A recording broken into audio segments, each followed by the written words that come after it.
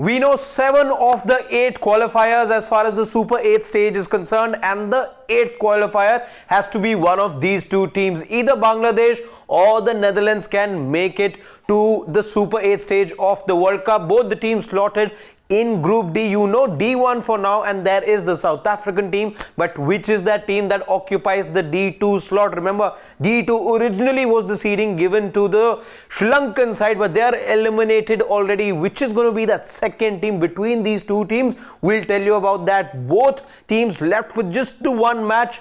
Probably going to be one of the last matches as well as far as the group stages of the World Cup is concerned. Both matches in fact being played just an hour away from each other. 5 a.m. is when the Bangladesh-Nepal game happens, and then an hour after that, that's when the Sri Lanka versus Netherlands game will also happen.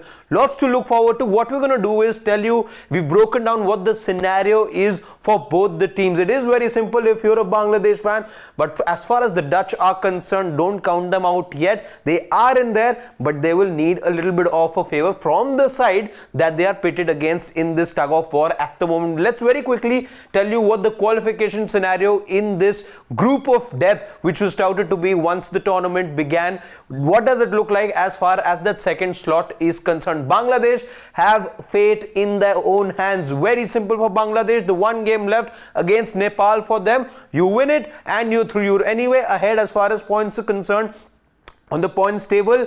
You win that match, you don't have to look at what happens an hour after that in that game that has to take place between the Netherlands and the Sri Lankan side. After that, you win that match, you're through to the Super 8s. But if Bangladesh are to lose that match, and that's where things become tricky, because remember, this is a Nepal side that gave South Africa, the group toppers, a good run for their money the other day, winning by just losing in fact that match just by a slender margin of 1 run. If the unthinkable is to happen, if Nepal are to cause that upset in the dying stages of the group stages, then that match that happens after that, that assumes a lot of significance, and there is going to be a few numbers that we're going to be then looking at as far as winning margins are concerned. Now, Netherlands can qualify only if Bangladesh lose, like I'm saying, and they win by a certain margin. What does this margin then have to look like for Netherlands? Let's tell you about that. Now, this is if team is if a given team is batting first.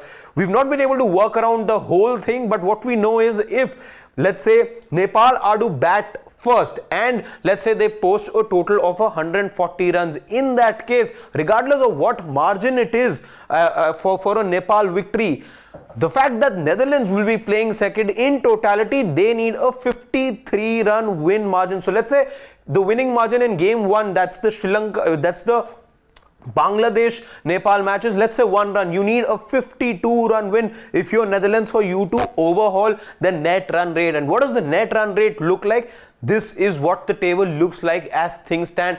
Plus 478 net run rate, that's what Bangladesh have right now. But the all-important points column, take a look at that. 4 points as against 2 as far as Netherlands are concerned. Now, Bangladesh, if they to win that match, they go through, because Netherlands with that one game left cannot get to 6 points. They can at best get to 4. But if Bangladesh lose, like I said, if it's even by 1 run, then a 52 run victory is what the Dutch will have to target against Sri Lanka. It looks unlikely because they've never beaten Sri Lanka in the past. So a lot of permutation combinations at play over there, but still very much alive, both teams in the competition.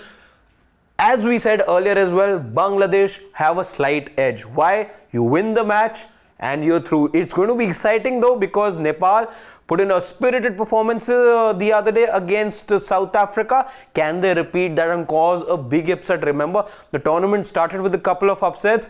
Can the group stage in fact end with another upset? That is something we'll have to wait and see.